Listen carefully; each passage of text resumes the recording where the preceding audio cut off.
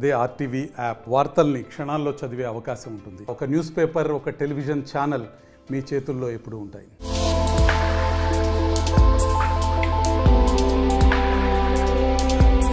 Mothers day, father's day, women's day ఇలా special రోజుల గురించి మాట్లాడేటప్పుడు అన్నింటికంటే ముందు గుర్తొచ్చే డే వ్యాలంటైన్స్ డే. అందరికీ ప్రత్యేకంగా ఓ రోజు ఉన్నట్లు ప్రేమికుల కోసమే ఈ వ్యాలంటైన్స్ డే. అసలు ప్రేమను వ్యక్తం చేయడానికి ఒక రోజు అంటూ ప్రత్యేకంగా గుర్తించాల్సిన అవసరమే లేదు. ప్రేమను ఎప్పుడైనా ఎలాగైనా వ్యక్తం చేయొచ్చు. అయితే వ్యాలంటైన్స్ డే జరుపుకోవడం వెనుక ఓ చరిత్ర ఉంది. అసలు వ్యాలంటైన్స్ డే అంటే ఏంటి? ఆ రోజును ప్రేమికుల రోజుగా ఎందుకు గుర్తిస్తారు? ఫిబ్రవరి 14న ప్రేమికుల రోజు ఎందుకు జరుపుకుంటారు? ఇప్పుడు తెలుసుకుందాం.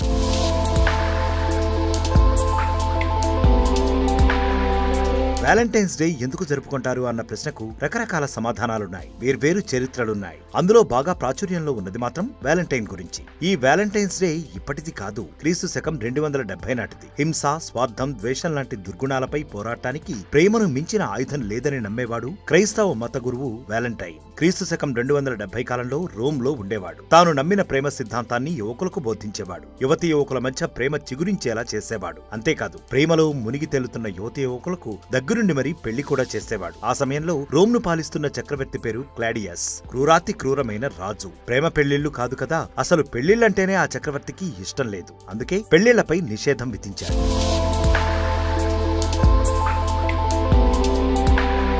ఓవైపు పెళ్లిళ్లు అంటే ఇష్టం లేని రాజు క్లాడియస్, మరోవైపు ప్రేమ పెళ్లిళ్లను ప్రోత్సహిస్తున్న వ్యాలంటైన్. క్రమంగా అక్కడ ప్రేమ పెళ్లిళ్లు ఎక్కువైపోయాయి. ఏం జరుగుతుందా అని క్లాడియస్ సారా తీశాడు. వ్యాలంటైన్ ప్రేమ పాఠాల గురించి తెలిసింది. అంతే, ఈ ప్రేమలకు పెళ్లిళ్లకు వ్యాలంటైన్ కారణమని తెలుసుకున్న క్లాడియస్ అతన్ని బంధించాడు. రాజద్రోహం చేశాడన్న ఆరోపణలతో మరణశిక్ష విధించాడు. అయితే ఎంతో మంది ప్రేమ పెళ్లిళ్లకు కారణమైన వ్యాలంటైన్ జైలులో ఉండగా జైలు అధికారి కూతురితో ప్రేమలో పడ్డాడు. చివరికి వ్యాలంటైన్ ను ఫిబ్రవరి 14న ఉరితీశారు. చనిపోయే వరకు ప్రియురాలి గురించే తలుచుకుంటూ ఉన్నాడు వ్యాలంటైన్. యువర్ వ్యాలంటైన్ అంటూ అని ఆమెకు చివరి ప్రేమలేఖ కూడా రాసి చనిపోయాడు. అలా యువర్ వ్యాలంటైన్ అనే మాట ప్రేమికుడికి పర్యాయపదంగా మారిపోయింది.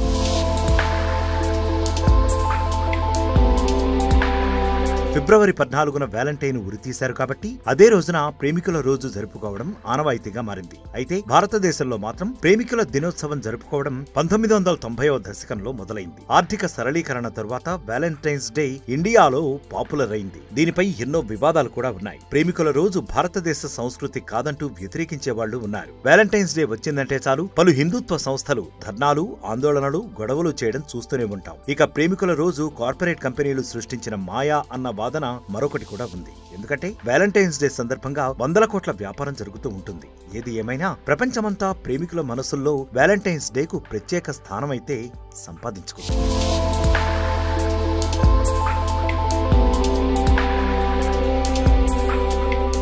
మరిన్ని వీడియోస్ కోసం ఛానల్ ని సబ్స్క్రైబ్ చేయండి. లేటెస్ట్ అప్డేట్స్ కోసం వాట్సాప్ ఛానల్ ని ఫాలో చేయండి. అండ్ లింక్ డిస్క్రిప్షన్ లో ఉంది.